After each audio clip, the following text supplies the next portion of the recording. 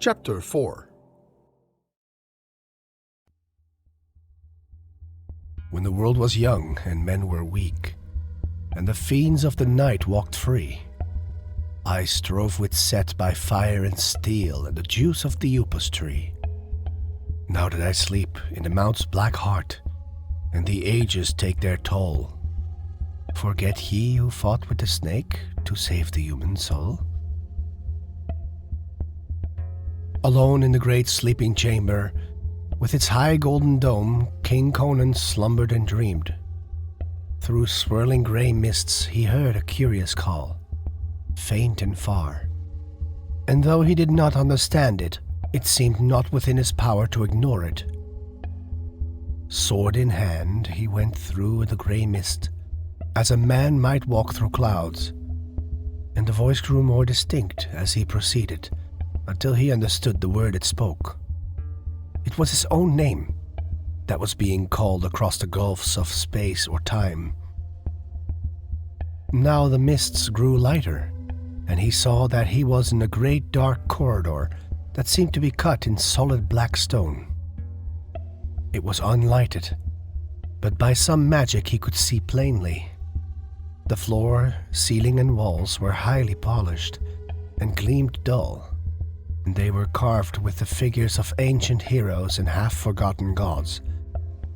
He shuddered to see the vast shadowy outlines of the nameless old ones, and he knew somehow that mortal feet had not traversed the corridor for centuries.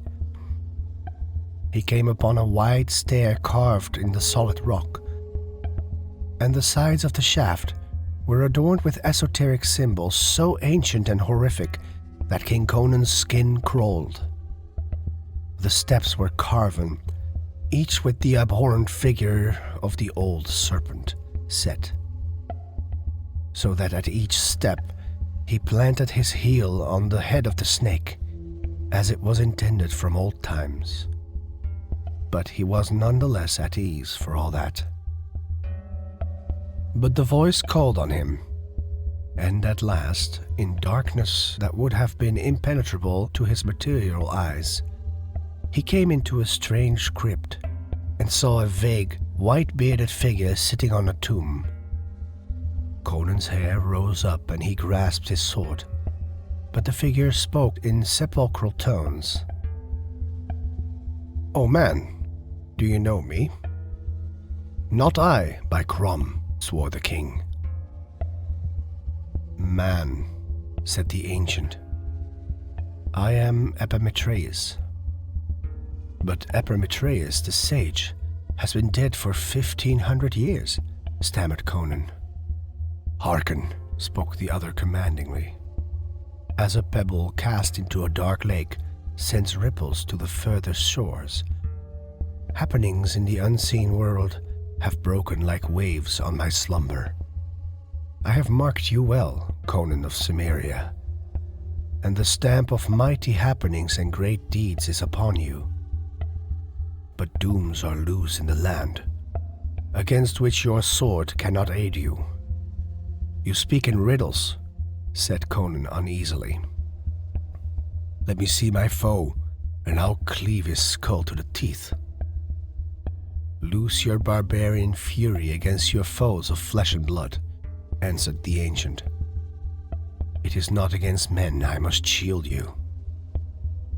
There are dark worlds barely guessed by man, wherein formless monsters stalk, fiends which may be drawn from the outer voids to take material shape and rend and devour at the bidding of evil magicians.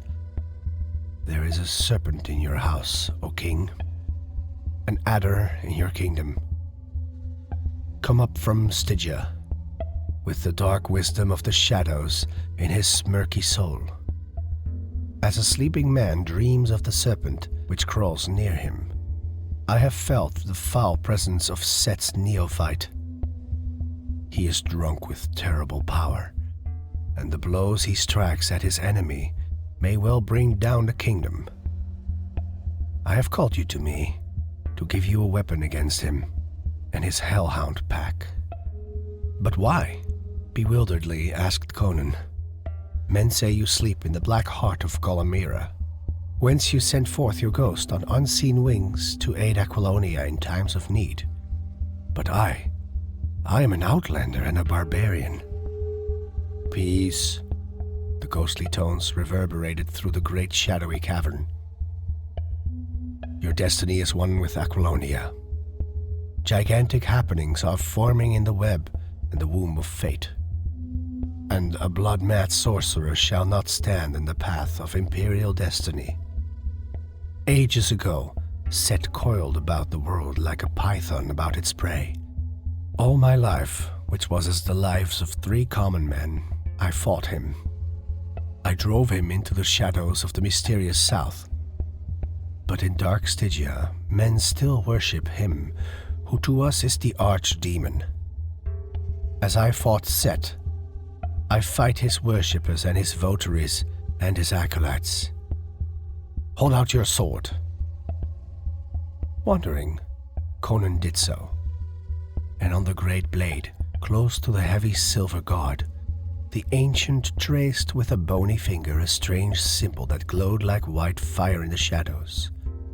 And on the instant, crypt, tomb, and ancient vanished, and Conan, bewildered, sprang from his couch in the great golden domed chamber. As he stood, bewildered at the strangeness of his dream, he realized that he was gripping his sword in his hand, and his hair prickled at the nape of his neck, for on the broad blade was carven a symbol, the outline of a phoenix, and he remembered that on the tomb of the crypt he had seen what he had thought to be a similar figure, carven of stone. Now he wondered if it had been but a stone figure, and his skin crawled at the strangeness of it all. Then, as he stood, a stealthy sound in the corridor outside brought him to life, and without stopping to investigate, he began to don his armor. Again, he was the barbarian, suspicious and alert as a grey wolf at bay.